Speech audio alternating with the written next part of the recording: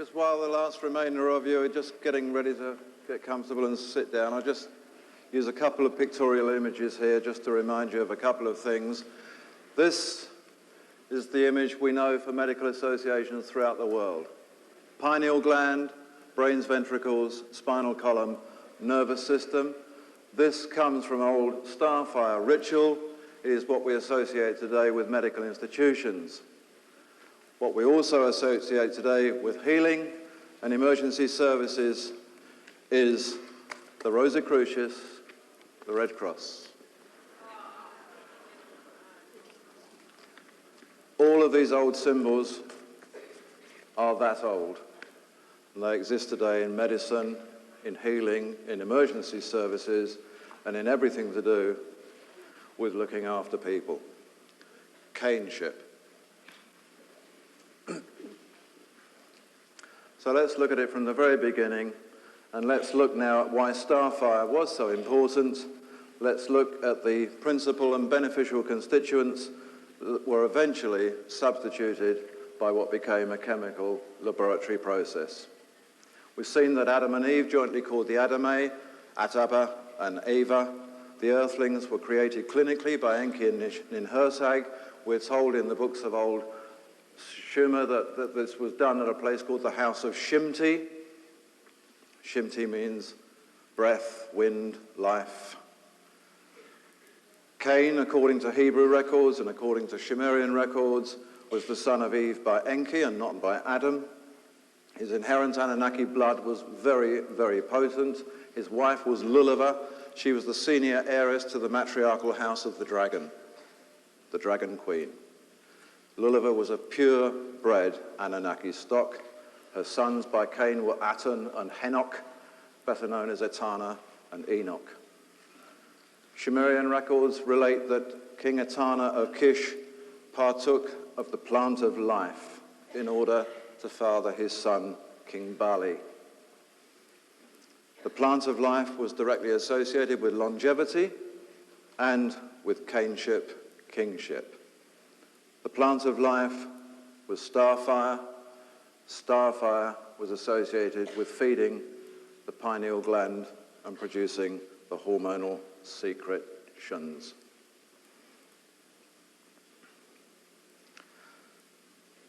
The early starfire, just to recap, was not anything to do with the high priestesses. It was strictly Anunnaki, the female essence which they called the nectar of supreme excellence. The Anunnaki flower or lily was held to be the cup bearer. The cup bearer in Grail lore became the bearer of the Grail. The Grail was the Rosicrucius, which represented the starfire of the womb, the cup of the waters. The cup bearer, the transmitter of the rich food, as they called it, was called the Rose of Sharon. And this comes from an old Sumerian word, Shah, which means orbit, and On, which related to light. The orbit of light. She was the rose of the orbit of light, the Rose of Sharon. This significance is in fact venerated even in the Bible. In the Song of Solomon, lilies and roses, where the bride proclaims to the Messianic king, I am the Rose of Sharon, I am the lily of the valleys. She is the bride of the starfire. The recipient king was considered to have become qualified for kingship when he reached a predestined state of enlightenment and achieved consciousness, a state when his aptitude for wisdom and leadership had reached the enhanced realm of kingship called the Malku.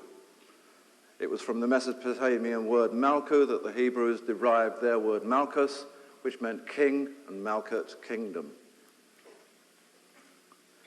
Only in recent times, 1968, quite recently, did the hormonal secretion of the pineal gland become totally isolated by the medical world.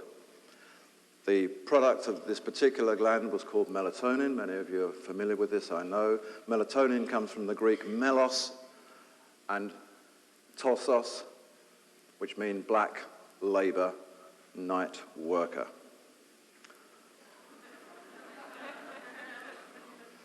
Those with high melatonin output actually react quite strongly against sunlight and are far better equipped to work at night. They are night operatives. They are melos tosos. Exposure to excess sunlight actually makes the pineal gland itself smaller. It lessens spiritual awareness. Darkness and high pineal gland activity enhance keen intuition, knowledge of the subtle mind. They also reduce the stress factor. It's at this stage, it's interesting to note how the Christian church actually demolished totally the true significance of the starfire ritual because they moved it into the realm of Gothic legend. The ultimate holders of the Malku in the old tradition, the dragons and pendragons, were Draco. Their conditioning through high supplementary melatonin and other hormonal secretions meant that they were people of the night. They were people of the starfire. They were, according to the Christian church, princes of darkness who thrived on the blood of virgins who were vampires. Draco. Dracula.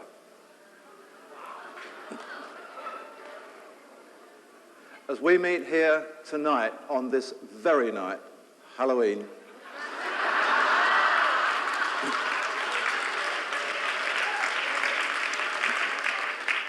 there is taking place, maybe it's over now, I doubt it very much knowing these guys, started about midday at Boston University, a symposium of authors and historians from around the world to which I was invited. The chairman, Professor Raymond McNally, has called the meeting to commemorate the centenary of the publication of Bram Stoker's famous book, Dracula. 1897 it was published. It's not generally known, but Bram Stoker, who wrote this book, was an officer of the Sovereign and Imperial Court of the Dragon. He's also prominent as an officer in the Ordo Templi Orientis, the Order of the Eastern Temple, the most scientific branch of any Templar organization in the world, who were originally with the Essene Therapeutate Brotherhood of Qumran. The motto of this order is God is man. A lot will be discussed at the meeting tonight, but the main reason for calling the meeting was not just to celebrate the publication of a book, was that Bram Stoker's own papers on this centenary are going to be published. These are the papers which actually tell us, finally, the ultimate codes beneath which the adventurous Gothic romance imparts the secrets of alchemical tradition from the early mystery schools. The book Dracula is a book of codes. And I might have something more to say about that if I get back here again and don't get bitten by a vampire. So melatonin is created and manufactured by the pineal gland. It's activated through a chemical messenger called serotonin. This transmits nerve impulses across chromosome pairs at a point called meiosis, where the cell nuclei are halved, split, waiting to be combined with other halves upon fertilization. Melatonin enhances and boosts the body's immune system. Those with high pineal gland activity and secretion are less likely to develop cancerous diseases. High melatonin increases energy, stamina, physical tolerance. It's directly related to sleep patterns, and it has properties that operate through the cardiovascular system that keep the body very temperately regulated.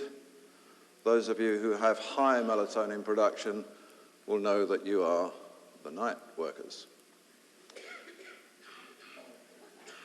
This melatonin substance is actually the body's most efficient antioxidant. It has positive mental and physical anti-aging properties. The traditional symbol of kingship was gold. Pine resin, from which we get pineal, was what was used to make frankincense. Frankincense, as against gold for kingship, was the substance of priesthood, along with a third substance called myrrh, which was a gum resin used as a medical sedative and various other things. Myrrh was symbolic of death. In the ancient world, higher knowledge was identified as doth, from which comes the word death. The words womb and tomb were absolutely identical. They were considered interchangeable and mutually supportive as routes to the higher knowledge. Womb and tomb, birth and death, routes to the higher knowledge. We know from the New Testament that Jesus, in fact, in the tradition of the old kings, was presented by the Magi with gold, with frankincense and myrrh. This, in the tradition, cements him, for those of us that may have doubted it, absolutely as a priest-king of the messianic dragon line. The pineal gland is impregnated by eternal ideas. It gives us the possibility of formulating our own conceptions. It's the organ of thought by which we learn to know and to change eternal ideas into earthly conceptions. There are those that believe that the pineal gland actually receives and sends vibrations, frequencies, thoughts, psychic phenomena, all transferred through the frequency of the pineal gland. It's been called the eye of wisdom, the eye of heightened self-awareness and inner vision. It's the key, say the yogics, to intuitive knowledge, the act of knowing rather than simply learning. Illuminists and Rosicrucians referred to the pineal gland as Ayin, A-Y-I-N, Ayin. Now this word has a number of definitions. It actually is a word used for eye. It can mean eye. The Illuminist symbol was an eye within a triangle or an eye within a circle. The Ayin, the eye. It also symbolizes, Ayin symbolizes the root from which knowledge can actually come and become knowingness from absolutely nothing, from blackness, from darkness. It comes from the Ayin. It comes from the blackness. It comes from the eye. Ayin, A-Y-I-N, with a C or a K in front of it, was exactly how the name Cain was originally spelt. We just translated it to C-A-I-N and got rid of the Y in some latter-day English translations. The name Cain means he of the blackness of the eye. It's from Cain, from Cain, that we derive the word king. And interestingly, originally, it was spelt with a Q. Q-A-Y-I-N, Quain. So king is synonymous with queen. There's no difference at all. King and queen were simply the sovereign figure, and the line was transferred through the female. It is said that spiritual people can actually perceive with this inner eye, an eye which, unlike mundane outer eyes, is not confused by physical presences. It actually reacts on seeing truth and knowing things. This is not new. This is the plain of Sharon. This plain of Sharon, which so many people have thought to be a sort of a field or something for hundreds of years, turns out to be the plane of the orbit of the light. It is the plane of knowing, a dimension which we can actually exist in, and those with higher pineal activity will exist more in that dimension, and this is why these people were fed the star fire. The Cainite kings were the first Pendragons of history. They were also of high Anunnaki substance. Because the starfire increased their perception and general awareness, they were almost like gods themselves. Their stamina levels and immune systems were dramatically strengthened. Their anti-aging properties were immense. They had extraordinary lifespans, and I have read books and studied and tried to find out what these lifespans might have meant. People say there are codes in the numbers and all sorts of things. There is actually no secret or trick to them at all. They were real. They're not a code for anything. They lived a long, long time. In the Bible, we're told that during the lifetime of Noah and his sons, Jehovah issued the edict against the starfire. Thou shalt not take the lifeblood. This is what we're told by the writers of the 6th century BC. But actually, once one looks at it historically, there's something a little wrong here, because this Jehovah God, this Enlil, would never, at that moment in history, at about the time of Noah, have had any such authority to issue such an edict. So it rather looks as if the Bible writers have given us that story as if it happened at the time of Noah, but it probably happened a good deal later, after the family line had moved from Mesopotamia into Canaan. When did they do that? They did that at the time of Abraham. And remember what I said before, it's from the time of Abraham that suddenly the lifespans diminish. From that moment in time, once they move out of that area, the lifespans become pretty ordinary. However, in the line that they chose not to give us in the Bible, in the direct kingly succession from Cain, which we can actually follow through Mesopotamian and Egyptian history records, these high levels of age continued. So it's at that moment with Abraham, our dear patriarch, that actually the Davidic line suddenly got more and more normal. By the time it gets to King David, it suddenly becomes very special again. So it's terribly apparent that this line from Abraham's time moves somewhere else and comes back in. And it does exactly that. It moves into Egypt. What happens is that the line that we follow from Abraham to David is not the line that we should be following in this kingly succession. We should be following, during that moment in time, the line that were the pharaohs of Egypt. And that's where David's history comes straight back from. The lowly shepherd who with his sling slew Goliath was actually born straight out of pharaonic Egypt. Contemporary historical records tell us that at the time of Abraham, at about 2000 BC, the whole of Ur, the great capital of Sumer, was sacked by an invasion.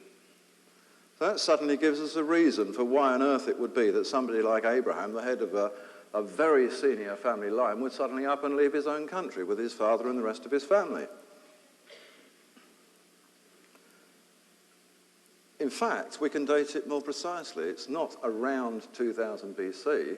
These records are actually dated and paralleled along with other events of the time, and the year was absolutely precisely 1960 BC. So we know exactly the era of Abraham. So what really happened? What forced Terah and Abraham and Lot and the rest of the family to suddenly up and leave this great city which they were kings of?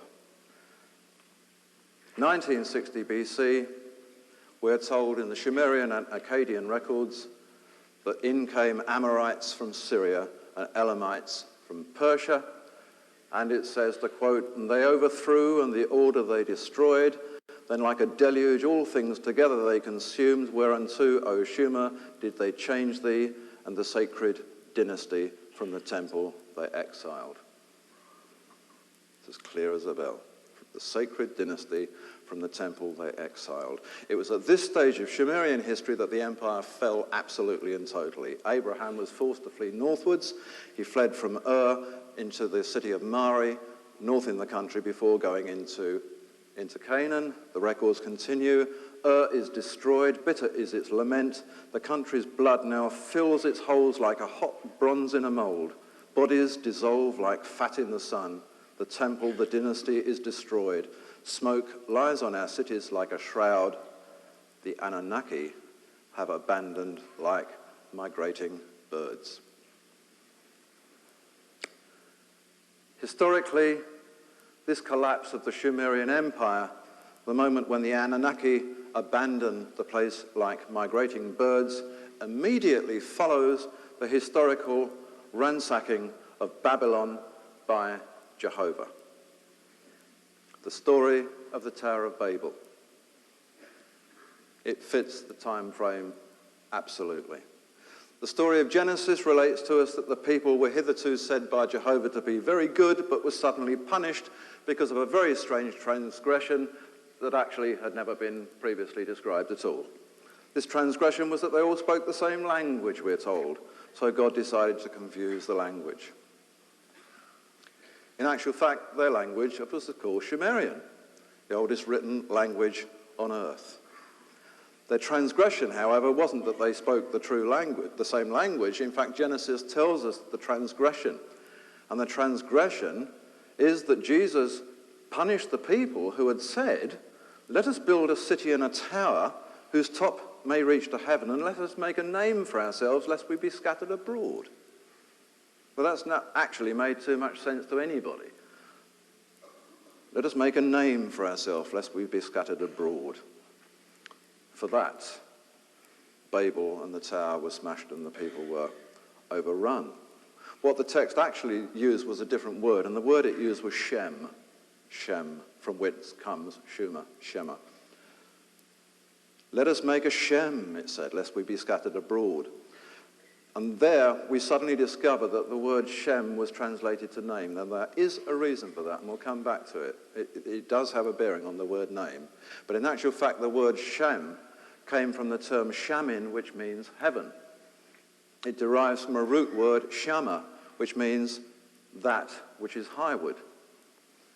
A Shem was in fact a monument, a highward monument in one of its respects, a highward monument. A Shem was actually the monument from which we eventually obtained those things which we call church spires and steeples. The conical, tall, highward monument, the Shem. However, a Shem was kind of more than that, because there weren't just big Shems, there were little Shems. And a Shem was highward, and the full name of the word was Shemana. Shemana. And Shemana meant a highward firestone. Highward firestone. Firestone is the Shemana bit that's Anna. Shem is highward, firestone is Anna. When firestone isn't described as firestone, what else does it mean? Anna is translated in Sumerian and Akkadian to a bright, shining metal. So Shemana, a highward firestone, is a highward or high, bright, shining metal. The use of the word Shem is apparent in the names of people of the era. There was a god called Shemesh, the brother of Queen Inanna. Shemesh was called the Shining One, Shemesh. Shem always meant shining when it was applied to people or to metallic things. Otherwise it meant highward. Highward, shining, meant the same things. It meant something in a high state, something that gleamed, something that was powerful. So back to Babylon. They're about to build their Shem to save themselves from being scattered abroad. But what do the historical documents tell us as against what the Bible tells us about this bit of the story? What they tell us, we've just heard, is that hordes of invaders came into the country. Amorites came in, Elamites came in. All of these people suddenly invaded and sacked the country at that time. God says in the Bible, Jehovah, that God, I shall come down and confound the language of all the earth. Well, in fact, what the historical records tell us is precisely that. At Enlil's destruction, invaders came in from all sides, and we knew not our own language anymore. The confusion of language was simply the influx of people from all around that suddenly had never been there before, because the gates of the cities were opened, because Jehovah, Enlil, was for some reason a bit put out.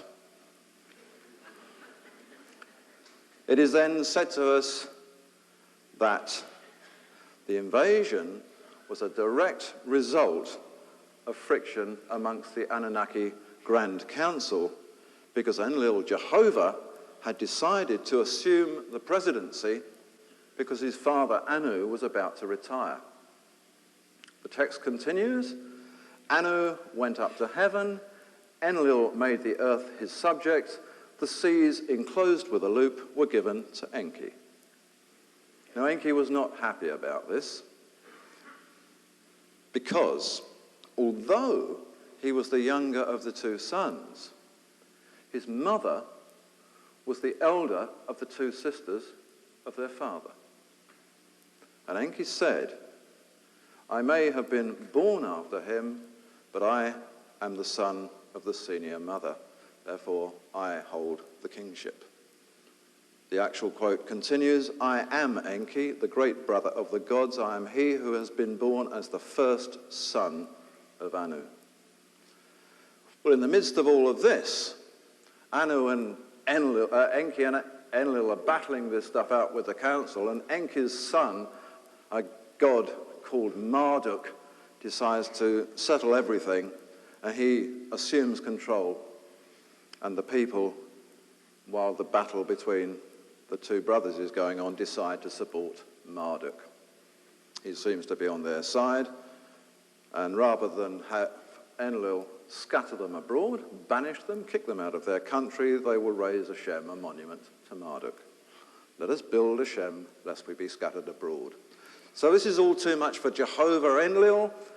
He decides that having lost his own popularity to his brother Enki, that he's going to open up the gates of Shuma, let in the invaders from all sides, and the scribes record that then the terrible storm came, the culture was annihilated, the temple fell, the dynasty fell, and we saw a great confusion of tongues. The high gates, they said, the roads were piled with dead. The wide streets where the feasting crowds would gather lay scattered the bodies. In the streets the bodies lay. In the roadways the bodies lay. In the fields the bodies lay. No more dancers. Now there are bodies laying in heaps because Enlil has let in the invader. So all the work that had been done by the Anunnaki over thousands of years to build up this amazing civilization and to build up a line of kingship through starfire preservation and culture was destroyed in one fell swoop, and the dynasty barely managed to escape, and Abraham took the family up north and eventually went into Canaan. The Anunnaki at that stage, it is said, departed like migrating birds. So it appears that Enki and the others had gone. So who knows where? Maybe we'll find out. Enlil, Jehovah and his minions appeared to hang on for a while. We're told that Abraham communicated with Enlil, Jehovah in Canaan, calling him El Shaddai. Still the same thing, Il Kurgal, Lord of the mountain. But the book of Jasher then tells us something quite interesting, and this is another book that's left out of the Bible. In real terms, the God Jehovah, the Enlil God, last appears for the very final time in the Bible when he's there with Abraham, trying to get him to slay his son Isaac. The book of Jasher, a book written long before the Bible. We know that because actually the records of ancient Babylon refer to the book of Jasher. Even the Bible refers to the importance of the book of Jasher, which means it was certainly written before it. The Bible tells us that Moses asked the Lord on the mountain what he should call him because he didn't know who he was, because he knew he couldn't be Enlil or Enki. The God that Moses met was not the God, he was the Lord, and Jasher tells us that he was the great Lord Jethro of Midian, the man to whom Enki's ancestors had given the tablets of destiny, which he was to pass on to Moses. Lord High Jethro of Midian. Enlil had gone. Enki had gone. From the moment of Abraham's time, on this earthly plane, there is no further history of these deities, except in the mythology of their veneration. And what has perpetuated the mythology is the word Lord, because in their deputy stations, the seniors of the bloodline and the seniors of the priesthood took on the definition Lord, and whenever the Lord came up in any record that the Hebrews copied from, they decided that that was God. From 1960 BC, Jehovah, Enlil, and Enki had gone. Departed, it said, like migrating birds, whatever that means. We can guess. So, for all that had occurred up to that point, a significant change occurred in the starfire practice. There was no more starfire. The Anunnaki had departed like migrating birds. A substitute had to be found, and here we move in suddenly to a whole new chapter of history in the records, because we're moving into the first drug company. The substitute had to be found, but it appears that there is not a moment in the record where this appears to be a problem. It's all laid down, it's all predestined. There are a group of trained people whom the Anunnaki had designated master craftsmen. The first of these trained master craftsmen was Cain's about 6th generation descendant, a guy called Tubal-Cain. Any of you who might have or might know people involved in Freemasonry will know that Freemasonry venerates Tubal-Cain. I have never in my lifetime found a Freemason who knows why they venerate Tubal-Cain, but they do.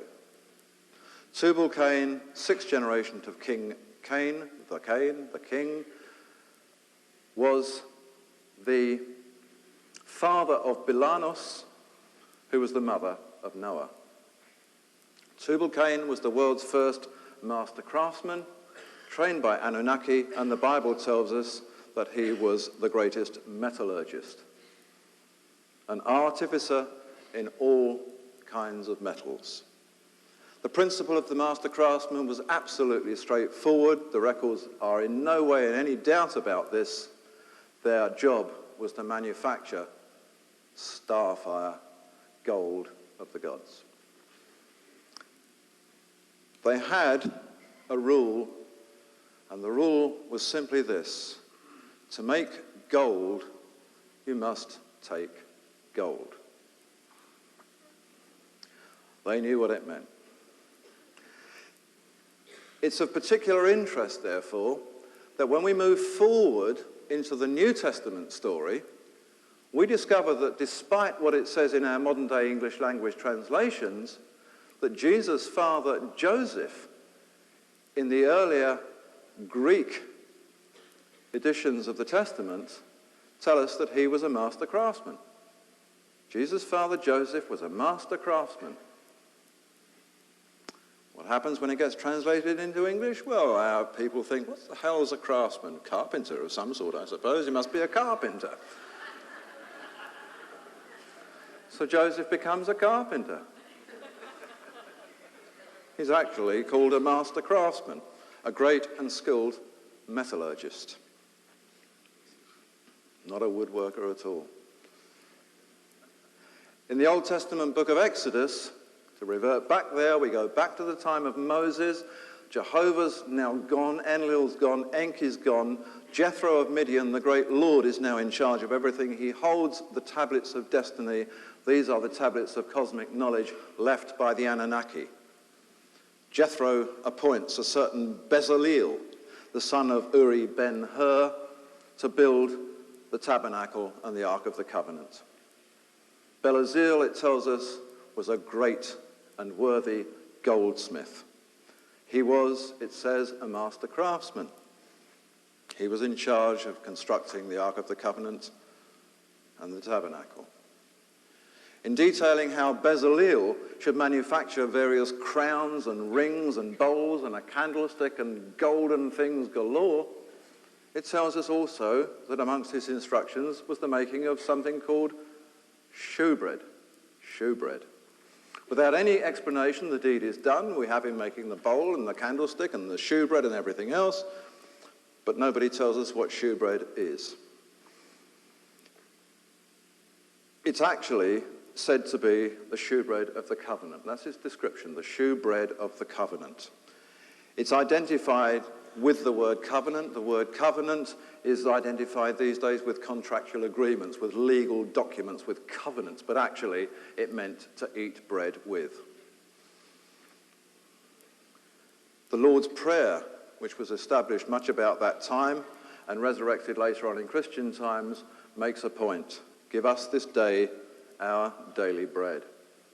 It is taken to mean sustenance of some sort. It in actual fact was very specifically related to the shewbread of the covenant, the shewbread which in fact was one of the constituent followers of starfire. Leviticus, the book of Leviticus, takes us back again to shewbread. It doesn't specify it by name this time, and it says, take the white flour and bake the cakes thereof. Put pure frankincense in each row. Now, the word flour that we have today is actually a misnomer, because later on in the book it actually uses the word powder, and if one goes back to the original text, the same word was used each time. For some reason or other, they decided to tell us flour because we're talking about making bread. Both occasions the word is powder. So they're taking this powder, they're putting frankincense on it after they've made it. They're making starfire substitute. The mystery school records tell us more precisely that this white powder was gold. So suddenly not only is red black and red gold, but now white is gold. This is pretty significant because in the book of Exodus, it tells us that Moses took the golden calf, which the Israelites had made, burnt it in the fire, ground it to a powder, strewed it upon the water, and gave it to the children of Israel to drink. This is where the word powder is used correctly.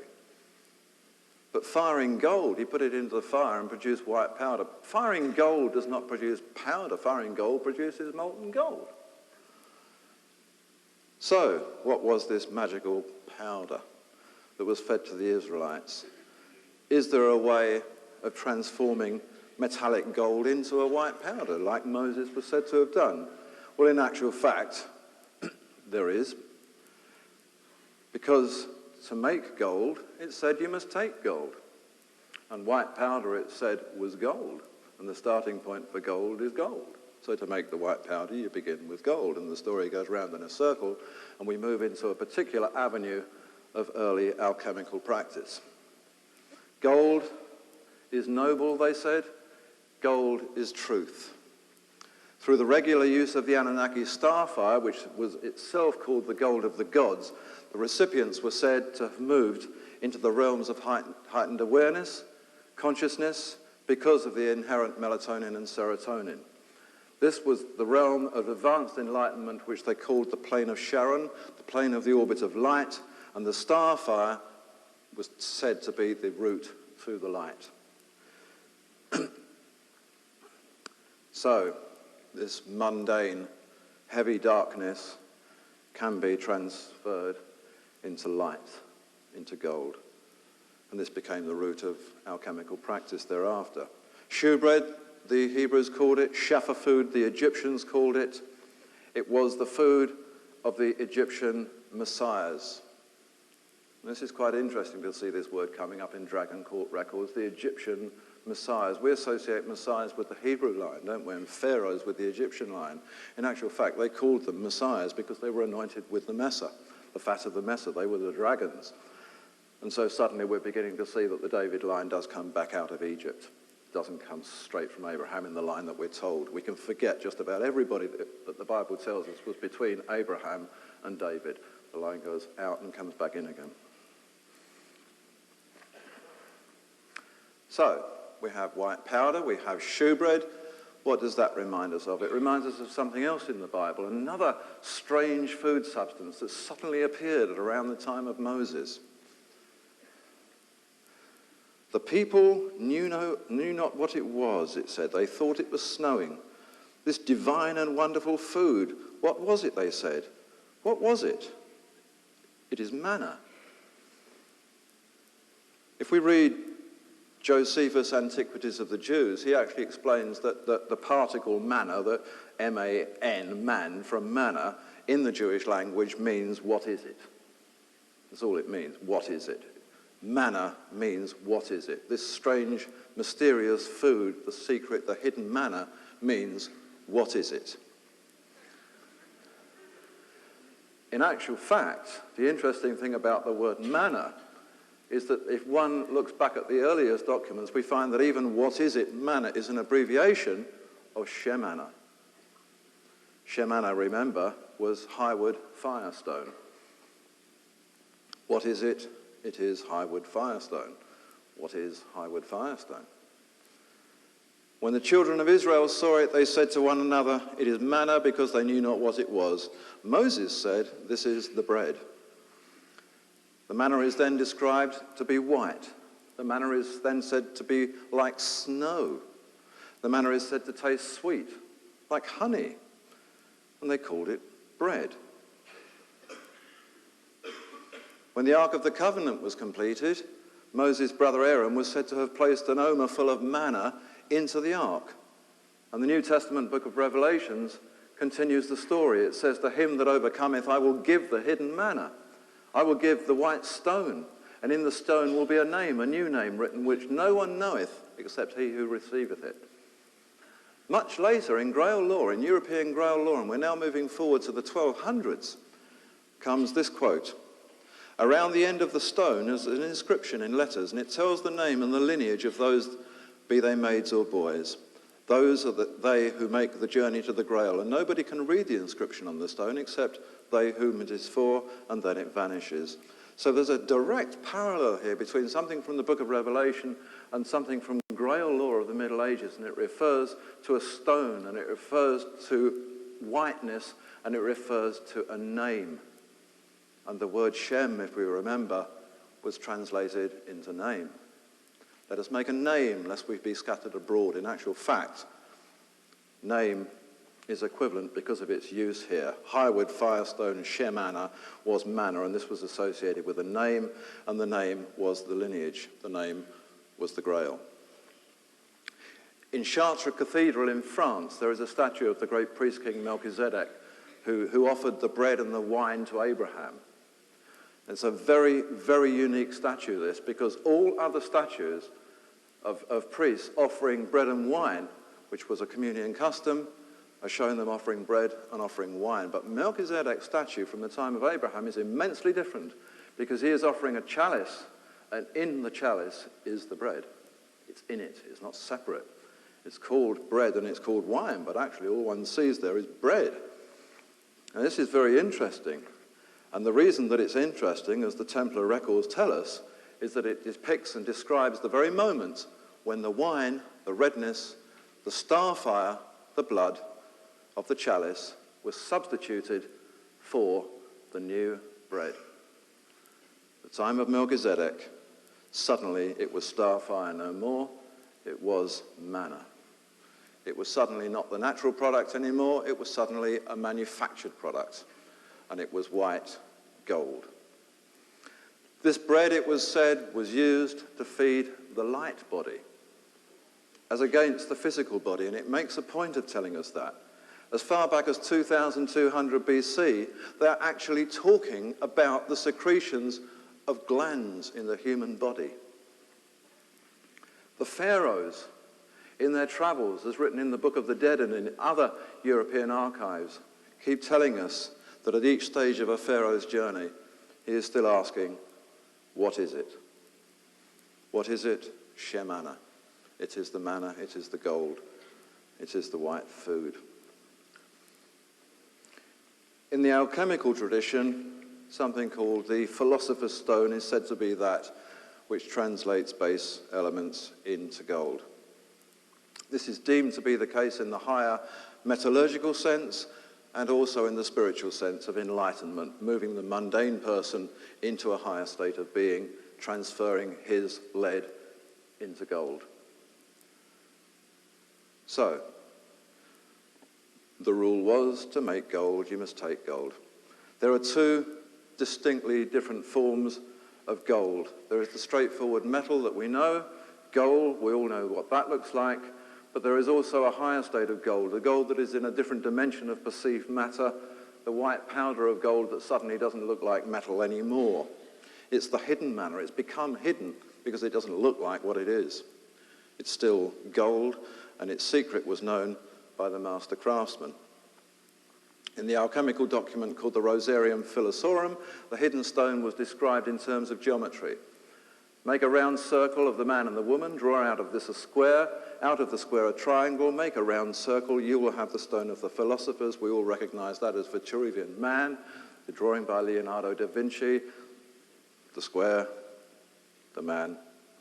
They say this is the philosopher's stone. It's not the philosopher's stone, but geometrically this is a representation. I tried to find out from numerous people exactly what the philosopher's stone represented. Was it really a stone? Was the stone a symbol for something? Was it actually a stone because it was metal, even though metal is metal and not mineral? And I was told a very strange answer, and perhaps I'll learn more in time, but I was told that the concept of the stone is rather like the half cup of water. To some of us, the cup is half empty, and to others, the cup is half full. So is a stone a pebble, or is a stone a gem? And our own intuition will lock us straight into one of those things, and there will be those of us who are positive and those of us who are negative, and the positive people will find the root of the stone, I'm told. In the Grail romance of Parzival, written in the Middle Ages again, it is said of the temple knights of the Grail castle, they live by virtue of a stone most pure. If you do not know its name, now learn it. It is called lapis exilis. By the power of this stone, the phoenix is burned to ashes, but the ashes speedily restore it to life, and the phoenix thus molts and thereupon gives out a brilliant light, so that it is suddenly as beautiful as before. Now, lots of people have wondered about lapis exilis, because it appears to be a play on words. It combines two things, it seems. Lapis exilis means stone from the heavens. Lapis elixis, or elixir, is likened very often to the philosopher's stone itself, the stone by way of which base elements are transformed into higher states of being, into gold, realistically or symbolically. Either way, whichever we're looking at, whether we're talking about stones from heaven or elixir stones, we're talking about Shemana. We're talking about the heavenly stone, the highwood firestone, the manna that was the substitute for starfire. So the Parzival allegory lies in the description, it seems, that the phoenix is burned to ashes and appears again in a light as bright and beautiful as ever before. But what's a phoenix? What's a phoenix? It's a bird, we answer. The Bennu bird. No. The word phoenix is far, far older than any mythology about birds. The word phoenix is of the most ancient Phoenician, and the word phoenix means red gold. Starfire. This is the story of the starred fire that will turn things, no matter how they're destroyed, into something brighter and more beautiful than before. The interesting thing about the starfire symbolism is that there are still, within certain orders, starfire rituals carried out today. They're, of course, wholly symbolic, just like Freemasonry is, and ceremonies, and most of the time people don't know what the hell it is that they're doing. Because they tell us the secrets have been lost, and that one day, if we keep performing the rituals, the secrets will be returned. And once they are here, we at least have the ceremonies practiced and can get going again. Well, one of these rituals, in fact, uses to represent starfire. Quite often it's the cross and the circle, but one of them, and this is an interesting one, this is a 9th degree ceremony from one of the Templar orders, and it's starfire symbolism. And again, this can be traced way, way back, back beyond records of Hebrew law, and it's very much associated with Hebrew law because they have two triangles to represent starfire. One is an ordinary upright triangle, and they say that this is the triangle of gold, which will become light. And they also have another triangle which somebody else carries around, and this triangle is turned up the other way, and they say this triangle represents water. It represents blood. It represents matter. So this triangle here represents the spirit, it represents the light, it represents the gold, and this one represents the water and the blood, it represents matter. And when they've been through the ceremony, they interlock these triangles together and they get that. And it is called the gem. When it's finally interlocked together, the spirit with the matter, it is called the gem. Now, quite what allegory is involved here, I'm not absolutely sure, but these same people have said to me before, a stone can be a pebble or a stone can be a gem. So clearly this allegory of starfire symbolism is very much locked into early philosophers' stone heritage. Old Alexandrian texts call it the stone of paradise. This is interesting stuff because it carries on with something that gets more and more stunning once we learn about modern metallurgy and aspects of alchemy, because we're now with an Alexandrian text that goes back to BC years, and it says that the philosophers, no, it doesn't call it the philosopher's stone, it calls it the stone of paradise. The white stone of paradise, the stone of the name, when placed on the scales can outweigh its quantity, but when covered to dust, even a feather will tip the scales against it. It's interesting stuff, isn't it? We have something that can outweigh itself on the scales, but when covered to dust, when turned to powder, even a feather can be heavier than it. Those of you who have seen the David Hudson video will get an inkling of where this appears to be going now. Is there a formula for this, I said? Is there a formula somewhere here? Something that they worked to? And the answer was, yeah, of course there were formulas. There were mathematical formulas. There were recipes and all sorts of things. But the formula upon which the whole of this process is based on is this. It's very simple. Naught equals +1 plus -1. Naught equals +1 plus -1.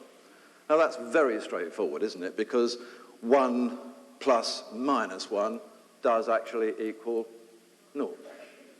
Very straightforward, and I thought, well, this is pretty good stuff for the cleverest people in the world to have worked that out. But they then said, think about it. This is a sum that can only work when it is a sum. It can never work when it's applied to reality. If you have a plus something, a plus one of these, you can't add a minus one of these to it and turn out nothing, because it's still there. You could actually minus it and put it behind your back and pretend it's nothing, but actually it's still something. So the sum suddenly becomes daunting. This easy sum becomes something quite impossible. You cannot add -1 of something to a plus of itself to end up with nothing. And they smiled and said, can't you? Well, it seems that you can. And in fact, they then begin talking once again about the plane of Charon, the plane of the orbit of light.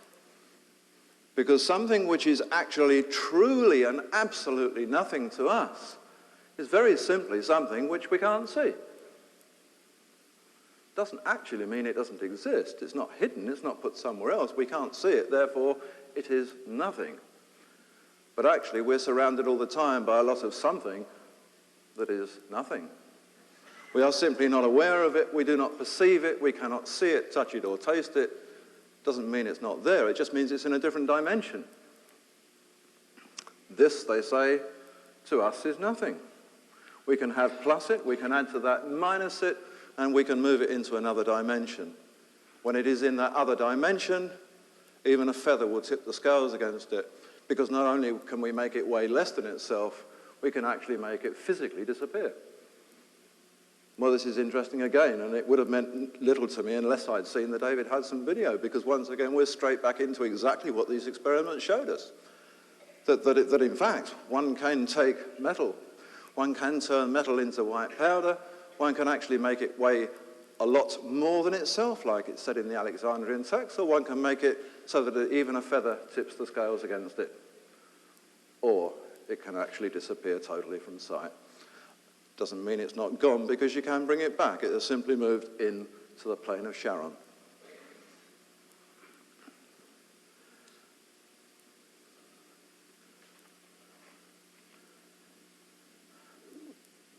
The metal that we commonly know as white gold suddenly becomes of importance in this now, because when you go back to the early text, not only are we talking about starfire and red gold, but we're suddenly talking about white gold. Not just white powder, but white gold. Now, white gold today is something which we use in jewellery, and generally it's made by taking a metal called palladium and mixing it with ordinary gold. Palladium is a very hard, white, non-tarnishing metal, and it belongs to the platinum group.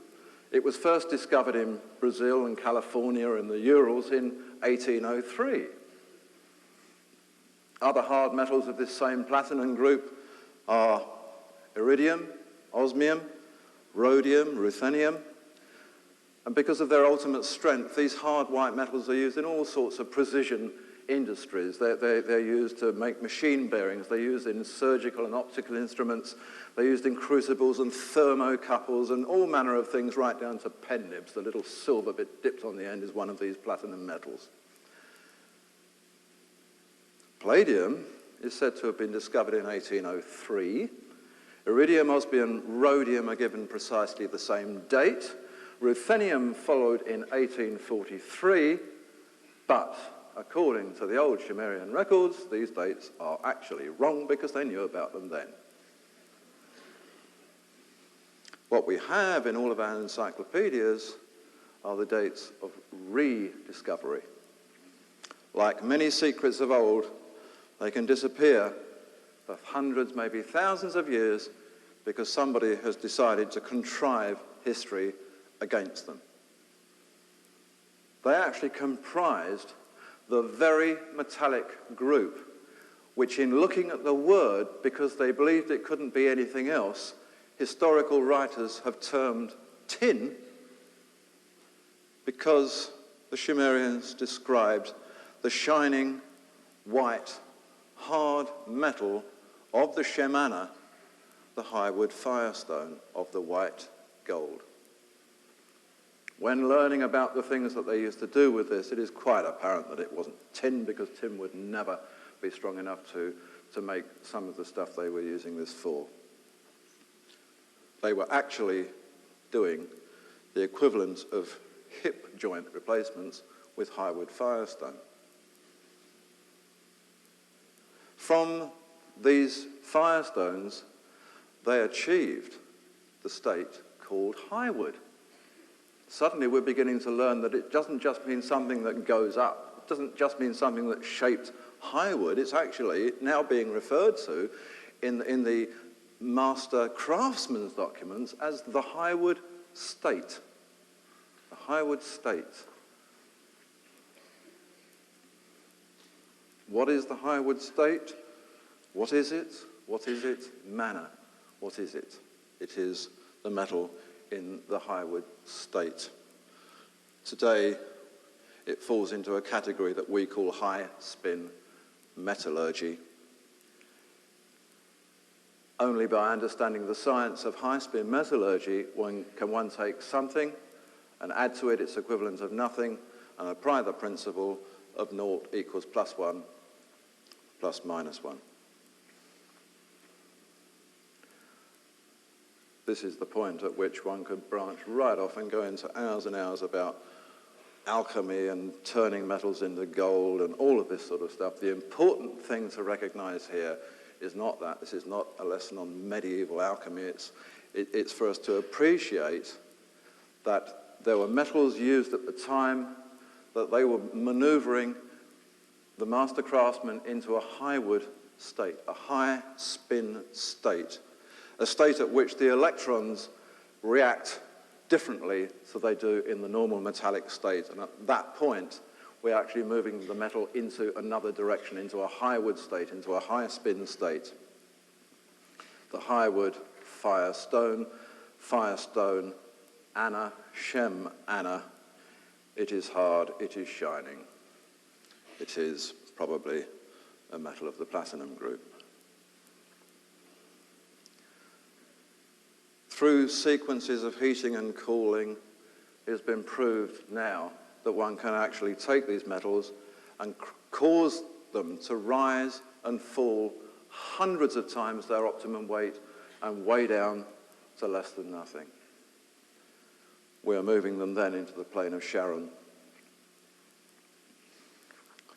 So this is the story really of the succession, not from Adam to David and to Jesus, but the succession from Cain to David and Jesus. And unfortunately, poor old Adam wasn't part of that program, but Eve was. Cain was the Cain. It wasn't a name. He was the Cain, the kin, the king, the blood relative. The blood relative of who? The Bible tells us that Eve says, I have gotten him from the Lord, and the Lord was Enki. Enki means archetype. Now it is very interesting. There are many words, many names historically given to people because we knew what they became. We just give them as back titles to people, sort of posthumously, and we know them by that name because that is what they became. At the time this was happening, they were calling Enki the archetype. It wasn't something that people thousands of years later decided to label him. They called him that then, the archetype. We have the beginning of the succession which created not only the kingly line of Judah, but the original kingdoms of Egypt, in both of which countries they carried out the starfire practice. The only difference with Egypt was that they took it onto a mundane level and introduced the scarlet women, the hierogulae, the harlots, the whores, the dearly beloved. And eventually, even the Egyptian metallurgists moved in because, in fact, the starfire of the dearly beloved didn't match that of the Anunnaki when it finally came to playing the kingly game. What they did was to work out the most logical thing in the world. Instead of feeding you these secretions directly to give you more of them, instead of giving you a hormone replacement or a hormone supplement, why don't we actually do something far more clever? Why don't we feed you with something that will make your own personal glands produce far more of this hormone secretion? That way, you're producing it for yourself. You don't have to be taking a supplement from somewhere else. There are today chemical companies in the organotherapy industry who can and will supply melatonin, serotonin, and these sort of hormone supplements. There is an immense difference between these, which are made from the desiccated glands of dead animals, to that which comes from the human live animal. Even if they came from live, ordinary animals, it would be better.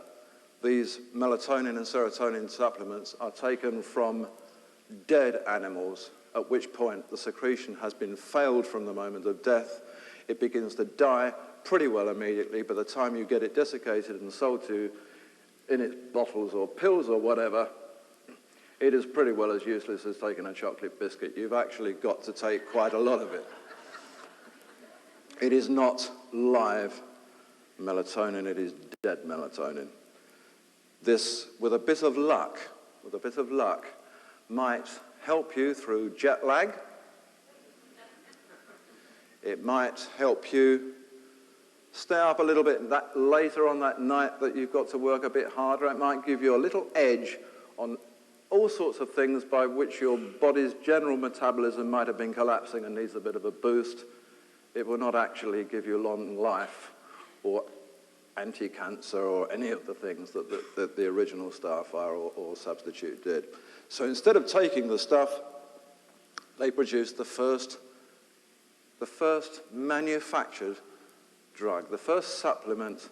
It actually charged your glands to make them produce more of these hormones. And what was that made out of? It was made out of metal. It was manna. It was shemana. It was what is it?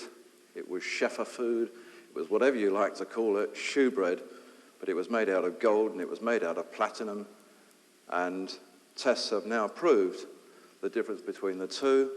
There is no doubt whatsoever that the old records were correct. Because when they tell us what the white gold did as against what the red gold did, this now proves out scientifically that the red gold, the gold, affects the pineal gland absolutely. The white gold, the platinum group metals, affect the pituitary gland.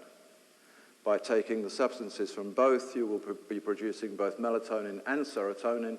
Serotonin feeds the pineal and produces more melatonin, so by taking both of them, you are going to end up taking from the plant of life, and just as Jehovah said in Genesis, behold, he's becoming like one of us.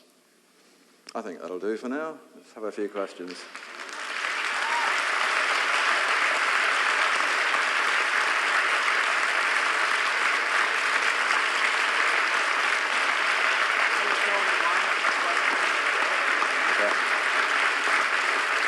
Thank you.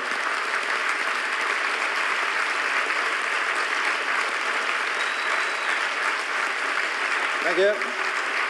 I think we've still got a little bit of time left, so if anybody wants to ask any specific questions, there's a microphone at the back, I'm told, and you can talk to me from there.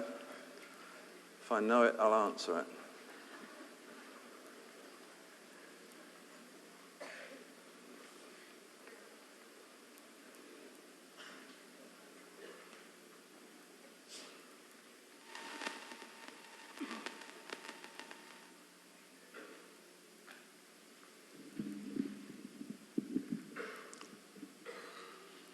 Good evening.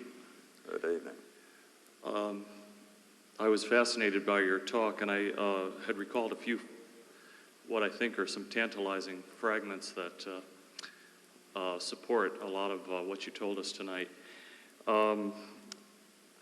What I was curious to know, I know that you're the prior of the Celtic Church, or I'm not exactly sure of your office or how to refer to it, but I wanted to know if you were aware that the Catholic Church in Yelm is dedicated to St. Columban, and I think that's an interesting correspondence. You know, the Catholic Church here is dedicated to St. Columban. The Roman Catholic Church is called St. Columban's, yeah. Interesting. So I think you're in the right place, I guess. That is interesting. There is an interesting story behind that, actually. What I am is prior of the Sacred Kindred of St. Columba, which is in fact the royal ecclesiastical seat of the Celtic Church. The Kindred of St. Columba was the Celtic priesthood of royal blood, so only the relatives of the kings and queens of Scots and Northern Ireland were within the Sacred Kindred, so I'm Britain's prior of that now. Yes. The Columba thing and the Catholic thing is terribly interesting. St. Columba, the great leader of the Celtic Church, died in the year 579, and without wasting, I think, something just under 3 weeks, the Pope from Rome had sent St. Augustine over to Britain to try and take over and demolish the Celtic Church on behalf of the Church of Rome, because he said there are a lot of pagans. They drink wine and dance to drum music.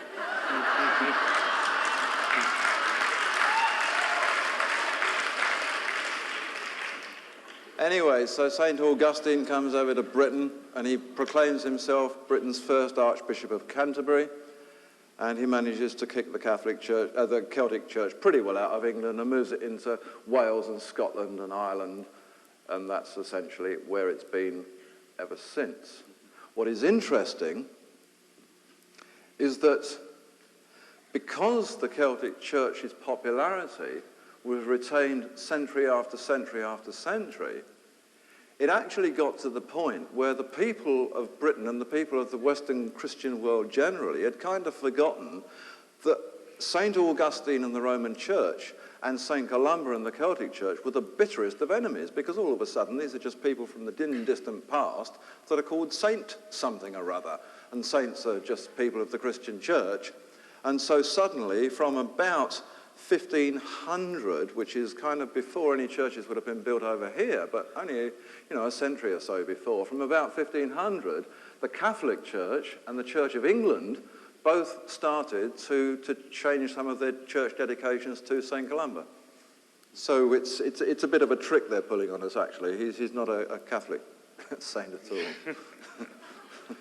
all.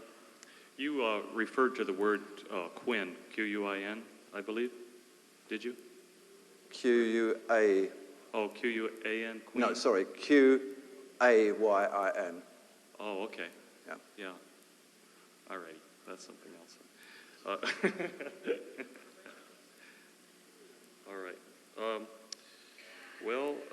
Questions are limited, so I'll turn the mic over. Okay, thank you.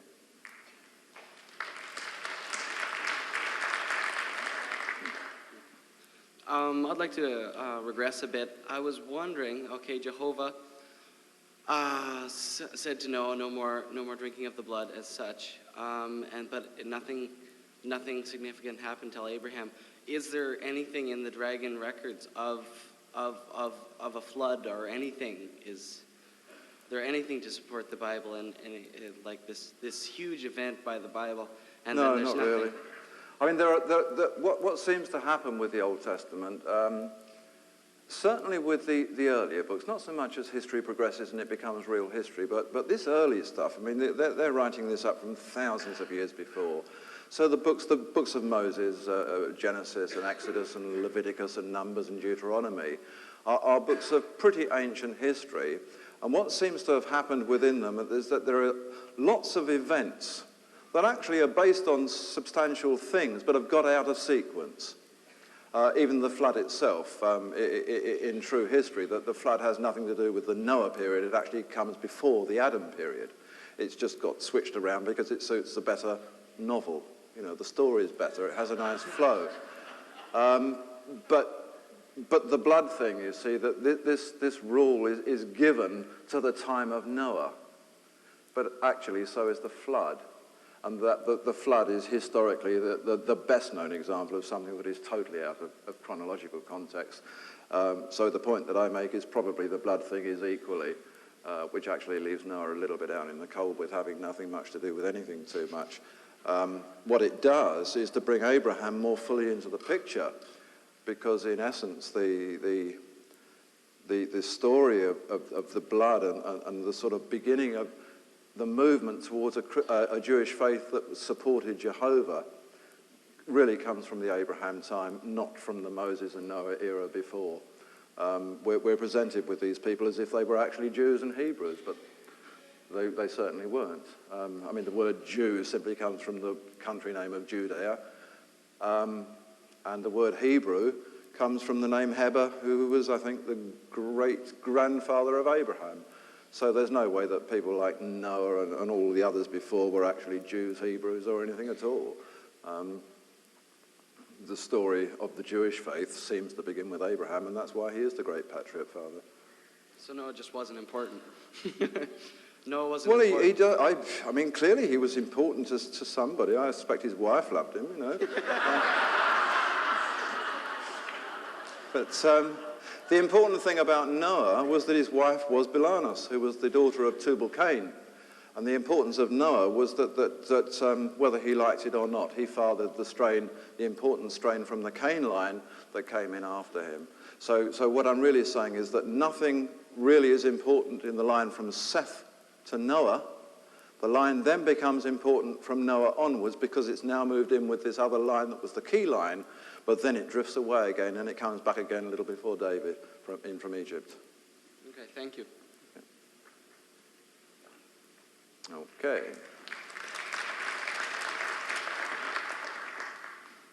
Very illuminating. Thank you so much. Had the origin of the theory of the Jews' claims of being God's chosen people had anything to do with their being privy to the starfire rituals and its subsequent knowledge of longevity? I wouldn't be at all surprised. Okay. I mean, the problem with things like God's chosen people, it's difficult to know where things like this begin. What you have is an edict which is credited to a point in time, but it's actually only being written up today. It is said that then we became God's chosen people. I was just wondering if in your But research yeah, you see, what they something. would have had was access to the tablets of destiny. They would have had access to early Kabbalah. They would have had access to starfire ritual and all of these things. So on that basis, what seems to have occurred here is something which occurs throughout the Old Testament. There are many, many, many references where the word God is used. Not Jehovah particularly, or Lord, but where the word God is used. Now, the difficulty with the word God is that the original word that this God word was translated from was Elohim, or variations of that, and this was a plural word. It was actually a non-gender word. Elohim meant gods, it equally meant goddesses. It didn't mean the or a god. So in essence, what one could presume here is that what they were saying was we were the chosen people of the gods and goddesses, not that God's chosen people. We were the chosen people of the gods, and clearly they were. We know that Jethro of Midian had the tablets of destiny. We know also that the sons of Lamech, Tubal-Cain and his brothers, inherited the tablets of destiny. So we know that these things were held in that family line. The problem was that they forsook them all for the sake of a faith of fear, which actually forbade them to use this knowledge. And it was lost for hundreds of years. But there were Kabbalists and secret societies and all sorts of mystical schools who continued the practices and continued with the knowledge. But they had very, very little to do with the average Hebrew. The average Hebrew was still wandering around trying to find a territory and wondering why his God didn't like him very much. And it rather seems that because of that, although their family spawned the greatest kingly line in history, the rest of its history doesn't amount to very much. Well, can one infer that the Hebrew religion is an outgrowth of their relationship with the Anunnaki? I think the Hebrew religion, as it is an outgrowth from the fear of Jehovah. Strictly that. I mean, it is a faith founded on fear, just like the Christian religion, which followed it. If one had to sum up what is the ultimate basis of the Christian religion, it is that it holds us all in fear of the unknown. And only by, again, abiding by the dogma of God's chosen people, whom we don't call Jews, but we call bishops, can we be actually saved from this unknown, because they hold the key. They are the priests, they are the bridges between us and the unknown. The fact is that I'm not too sure how much of the unknown they know about. Thank you.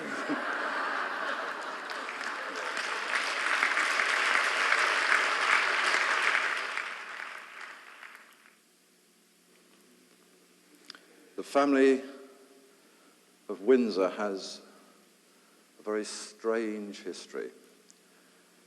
It's the one house in British history, I suppose, apart from the House of Stuart, but in English terms, that didn't actually come along with swords and fight their way to the throne. The Anglo-Saxons came and knocked the Celts out, and the Normans came and knocked out the Anglo-Saxons, and the Plantagenets dealt with them, and then the Tudors won a battle. And most of England's changes of dynasty have happened because of force of arms. Somebody has wiped out the dynasty before and taken over. The House of Stuart was brought in from Scotland because England was in such a mess, and Elizabeth was deemed not to have a child, Queen Elizabeth I, so her nearest relative was the King of Scots at the time. Absolute rubbish. Her nearest relative was Edward Seymour, Lord Beauchamp, whose heir now should actually be the King of England. The Scots were brought in for one reason, and that was to get rid of the House of Stuart, because the House of Stuart were allowing freedom of worship. And that wasn't actually liked by the English very much, because they'd become totally and utterly Anglican, and there were people up in the north of the country able to be Catholics or Jews or whatever they wanted, and the people had no such right of individual choice. So we'll bring the King of Scots down to England and then depose them, and that's exactly what they did. But the House of Hanover came in by government whim. And the beauty of the House of Hanover, which became the House of Windsor, was that they didn't speak any English. So in 1714, George of Hanover, an elector of Hanover, a small kingdom in Germany, was invited to become King of Britain. He couldn't speak English, he couldn't write English, he couldn't read English. He was King of England for 17 years and spent about 10 months in the country. And so that was jolly useful. And at that moment in time, politics took over English kingship. Various laws were passed which took away the rights of sovereigns. So that the Hanoverian family, given no rights to be anything very much at home, from the time of George II to the time of Queen Victoria, decided that a jolly good plan was to build up an empire abroad, because that would keep them out of having to worry about people in Britain. They could go off to Africa and India and slaughter a few people and build up an empire. So that's what they did, and it was jolly good fun for a while. I think it put a lot of pink bits on the map. But we have a rule in Britain, and the rule says that the royal line must succeed through the male. This is not old Egyptian or Hebrew law, this is England now. It must succeed through the male line. So Queen Victoria of the House of Hanover is a woman. Interesting. She marries Prince Edward of Saxe-Coburg, another German prince, and the house immediately, from the time of their son, Edward, becomes the House of Saxe-Coburg. Now, there's a parallel here because this has happened again with our other Elizabeth. The Queen marries, the family takes on the name of the husband. We now have the House of Saxe-Coburg. We historians call it the House of Hanover-Saxe-Coburg, just so that we don't forget. In 1917, in the middle of the First World War, King George V thinks, well, our family is not too popular at the moment because actually the people are beginning to remember that we're German, and to be honest, if they get hold of any letters or correspondence, they see that we've never talked a word of English in Buckingham Palace to this day. They spoke and wrote in German. So he said, I know what we can do, here's a jolly good idea. Edward I, back in the 12th century, was called Edward Windsor. Why don't we change our name to Windsor? That's a jolly good English name, and we've got a castle called Windsor Castle, and so we'll call ourselves Windsor. So the Windsor House was born just out of a change of name, but it didn't make it any less the House of Hanover, Saxe-Coburg, Windsor. From that moment on, its story wasn't too happy because poor old Edward, King Edward VII, was in court more than he was on the throne. Debts to gambling houses, debts to prostitutes, debts to his tailors and cabinet makers and everybody else. So he wasn't a very clever guy. And we sort of fumble through a couple of kings and we get to Edward VIII, and here's the beginning of a wonderful story, because Edward VIII is forced to vacate the throne. We are told because he was going to marry or had married Mrs. Wallis Simpson, an American lady. And this wasn't on because she wasn't exactly a German princess, and we couldn't have that. Well, in actual fact, there was a lot more to it because Mrs. Simpson had nothing to do with that story at all. She was bigamous and Edward was already married to a woman in Canada. The relevance was, and the film clips are now beginning to be released, is that Edward was under promise from Hitler in the Second World War to be the person who would be left as the only operative king in the Third Empire of Germany. He would be paid by the German state, he would be upheld by the German state, and he would effectively be a junior king under the German regime. Edward was forced to abdicate because of this. Mrs. Simpson was the scapegoat. And Edward VIII moves into history in his den of Arcadia and balls and parties and everything else that we know about the ostentatious spending of that part of the family. His poor brother, Albert, then has to become king, but Albert hasn't been to a very good school at all. Nobody ever thought he was going to be king, and he had a stutter, and he was impotent, and he had various problems, but he was going to be king. So George got the job as being king, and it was quite apparent that he was not going to be a very effectual king. They decided that one way to make him better was that King Albert didn't actually sound that good, so we may as well call him King George VI. That sounds much stronger and more Hanoverian. That's better. We'll call him that. So they called him King George VI, and enabled to stabilize the position because now the world is rocked against Germany. It is known, the truth about Edward VIII is known. People are being sent across to Germany to try and pull out records and correspondence between the Nazi leaders and Edward. And it is decided that the way to save the royal family is to marry into a completely different breed. And we get the marriage to Elizabeth Bowes-Lyon, who is of Scottish heritage, and they played the Scottish card to its hilt. Actually, you have to go back 7 generations to find anybody in her paternal or maternal family that wasn't born in the middle or south of England. The Scottish title was ancient, but her father was a member of the Royal Stuart Society and did, in fact, resign from that society so that she could marry the king. What then happened, of course, was that there were 2 daughters, both born through artificial insemination. We have Elizabeth and we have Margaret. And we end up back in a situation which is not now dissimilar from that which applied before, because we now have a woman inheriting the throne of Britain.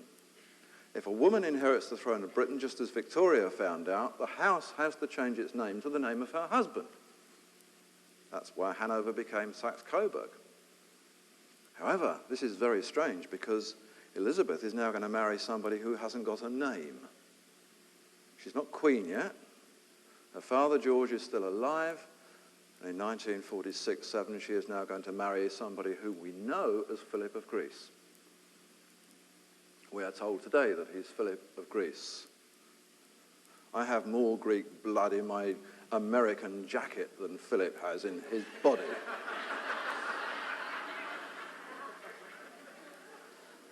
The story behind Philip was a very straightforward one. Philip's grandfather applied for a job in the Danish press. And the job said, please apply anybody who would like to become King of Greece. Anyway, his grandfather got the job. He was born of Germanic Danish blood, but he got the job of King of Greece. He was a reasonable king, but his son, Andrew, Philip's father, was a different kettle of fish. Andrew wasn't much good at anything, and Andrew actually managed to get himself charged with treason in Greece for organising a very strange military campaign against the Turks from which he fled the field, and 1.5 million Greeks lost their lives. He and his generals were charged with treason, and this is all going on at about the time that Elizabeth is going to marry his son. The British Foreign Secretary has to send out a gunboat to rescue the family in the dead of night and to bring Philip and the others across the water, but these people are stateless, they have been banished, they have surname, and they are certainly not royalty. Back in Britain, the marriage goes ahead. And George says, well, okay, there's not a lot I can do about it. But the wonderful thing is that you haven't got a surname, old chum, so at least your family can't nick the House of Windsor. Also, since you have no royal status and you are internationally banished and your father is under charge of treason, you cannot even be a prince in my country. So you will never be a prince in Britain. Prince Philip does not exist. He was given the title Duke of Edinburgh, and the only reason he couldn't be Prince of Scotland like we have a Prince of Wales is because the House of Stuart has always been Princes of Scotland. Duke of Edinburgh was the best they could give him. He then queued up after the war, and for 10 shillings, he bought himself a British passport along with refugees from all over Europe. He still didn't have a surname. He took his uncle's name of Battenberg, which in the meantime had been changed to Mountbatten because they didn't sound quite so German at a dodgy time. So we now have Philip Mountbatten. Now then a very strange thing begins to happen, because what people forget was that Philip's uncle, Earl Mountbatten of Burma, was a very, very powerful person internationally. In naval terms, he was Lord of the Admiralty, powerful man.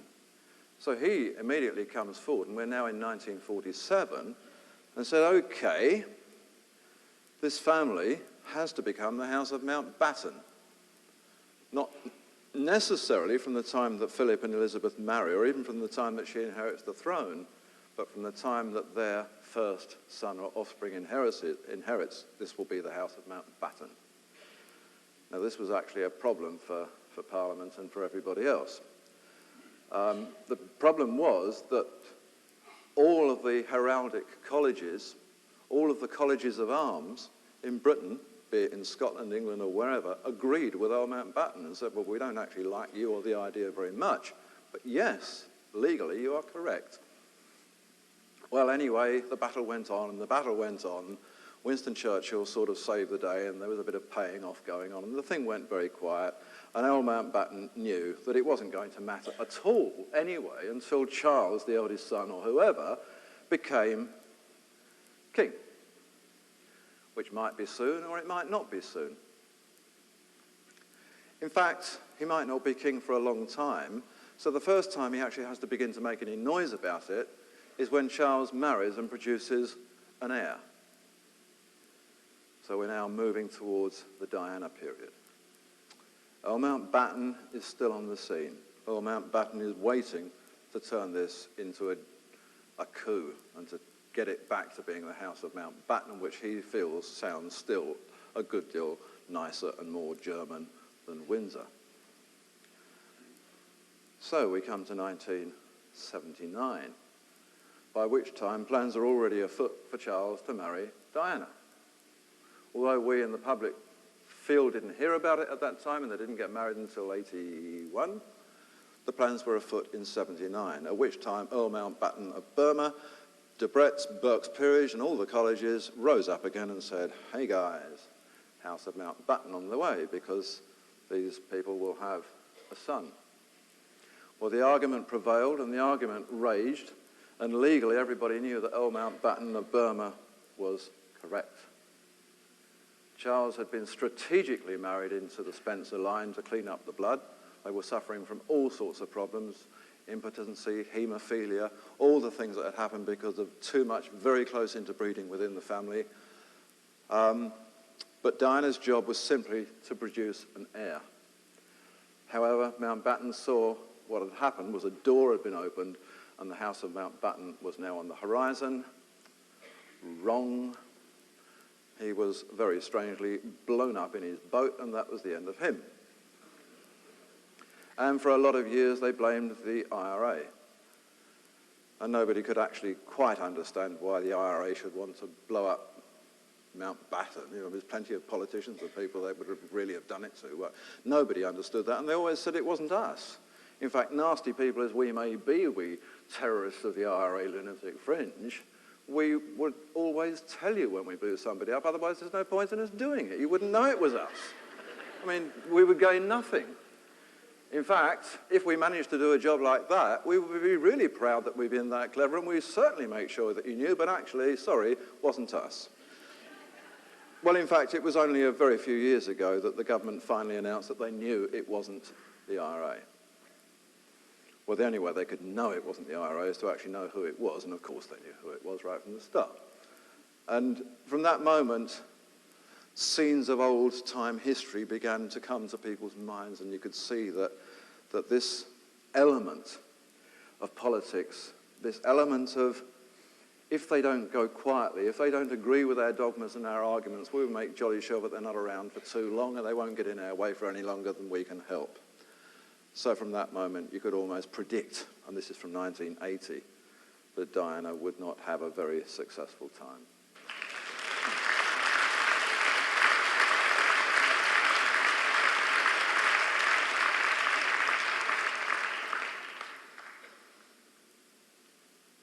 Okay. Hi. He's going to ask me for the history of the world now, aren't you? No, actually I was going to ask you for a little bit of the history of the princes, the Council of Princes. Mm-hmm. You talked quite a bit about bringing the bloodline to date, and here in this school we make a distinction between the physical body and the bloodline and its genetic potential and who's occupying it. Right. Okay. The route to kingship comes from only one source. The route to kingship is only messiahship, dragonship. The sovereign earthling line of monarchy is the line that we talked about today. Now, this line, of course, has spread its branches throughout history and become all sorts of royal and noble houses, some of whom, from time to time, have held crowns and thrones in Europe, and many who never have. The interesting thing is that whenever one is looking at key aspects of this line, whether you're looking at the Merovingians in France or the Royal House of Stuart in Scotland, for that matter, these families eventually get knocked out of position by the church or the other parliamentary establishments because they follow a Grail Code rule of the monarch is there to serve the people, whereas in fact the rule actually is the monarch is there to serve the church and the church-controlled parliament. So it hasn't had the greatest success in history as reigning monarchs, but it has had an amazing success in history as princes in the background, and certainly as monarchs when they get the chance to be monarchs for a while. The European Council of Princes is comprised not only of princes of that particular bloodline or particular strains of it, but of some offshoot branches of it as well. And remember, they weren't all there in the 15 and 16 and 1700s taking star fire. Those days were long gone.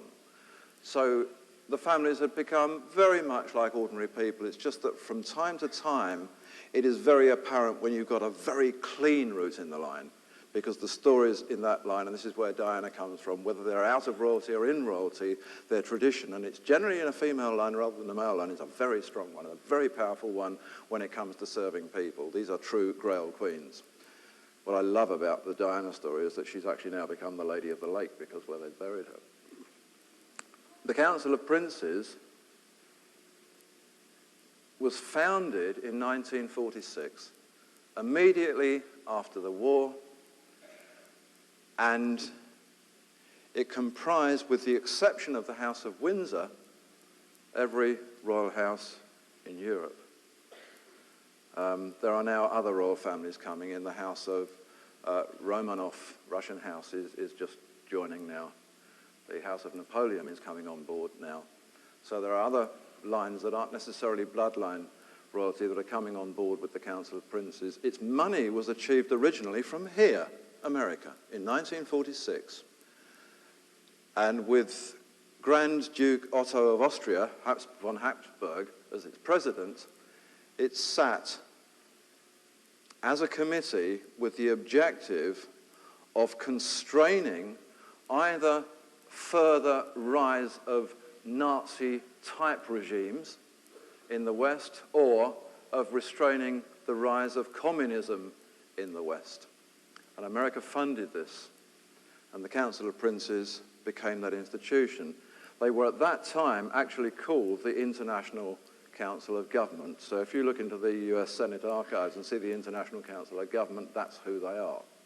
However, they could only operate on one basis, and the basis was simply this, and the Americans understood it, because the Americans said, what you have to do to make sure that these things don't take place in your country is to become champions of your country's individual written constitutions.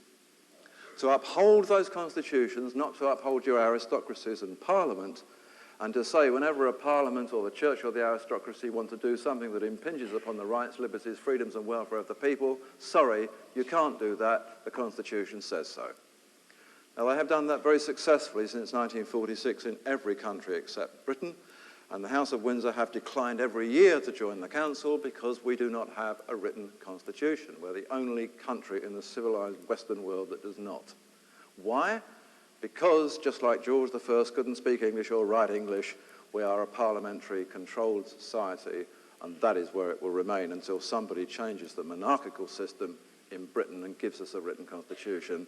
And most of my work, apart from talking about my books, is done in the political field, talking about the importance of written constitutions, particularly in Britain, and the rewriting of some of the European runs to bring them up to date. Britain does not have a written constitution. Britain is in the European Union with other countries. The International Council of Government had to change its name when the European Parliament came about because there seemed to be a sort of a conflict.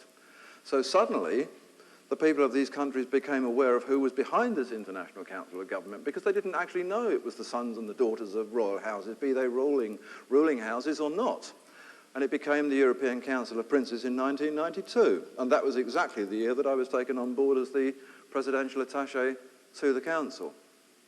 It was actually because of my presidential attaché to the Council that I got access to archives that other people wouldn't have and was able to write Bloodline of the Holy Grail.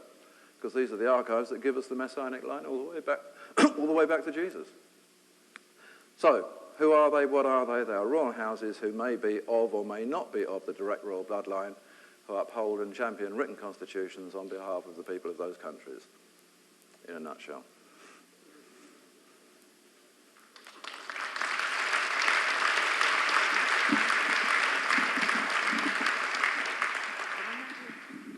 I think I'm too short. Hello, you have to jump up to that one.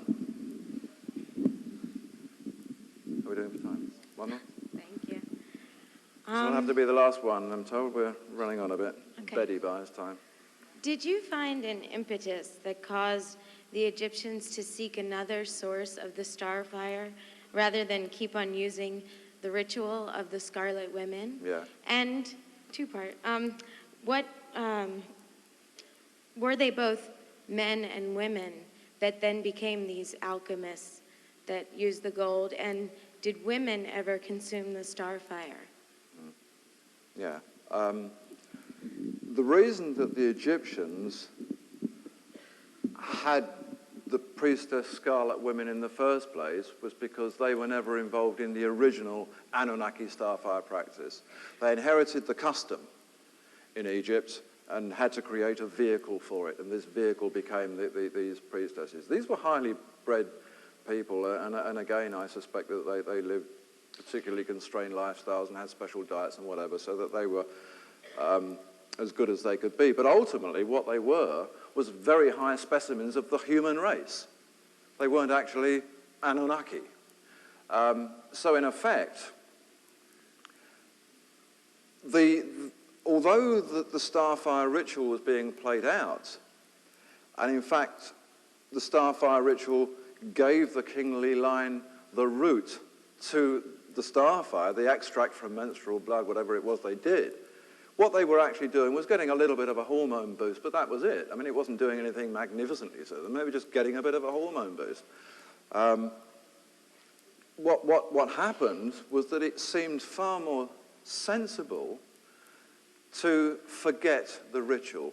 And this is what's so interesting about this, because even in those days, they understood that times change, things change. Sometimes you have to think again, and the old dogmas and customs must go.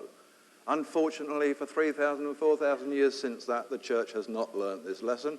But at that moment in time, they knew it, and they said, okay, that was yesterday's history, but at least we've learned the production of these hormones does amazing things for people. What we need is a way of making people make more of these hormones for themselves. We need something that will actually shunt those glands into action and make them produce more stuff. Now, this was produced out of very expensive substances. We're talking about platinums and golds and things, so it wasn't exactly something for everybody. This was for the kingly line. So they didn't exactly sacrifice it for something less. They sacrificed it for something better.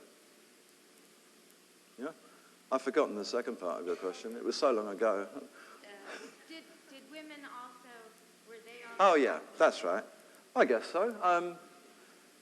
The theory behind it was that the importance of the gene moved through the female line.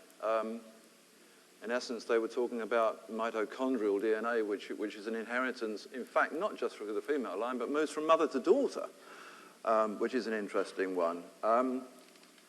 Which is why it was kind of important to marry your sister, but more important to marry a sister who was a daughter of your mother than it was to marry a daughter of your father. So you find that a lot of the Egyptian pharaohs in particular married sisters, daughters of their mother, but not necessarily of their father, the pharaoh. So that, in fact, that was where the line came in and created the next pharaoh from, but then there had to be from that mother another daughter by a different father. So they're always marrying half-sisters, not full sisters. But yes, they would have been fed it. They would have had it because they were really the key to it. It would have been essential that they were in as heightened a physical capacity as possible. Yeah.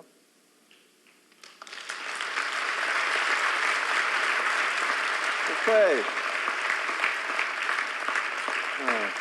That seems to be about it. Thank you very much. Thank you. Thanks a lot.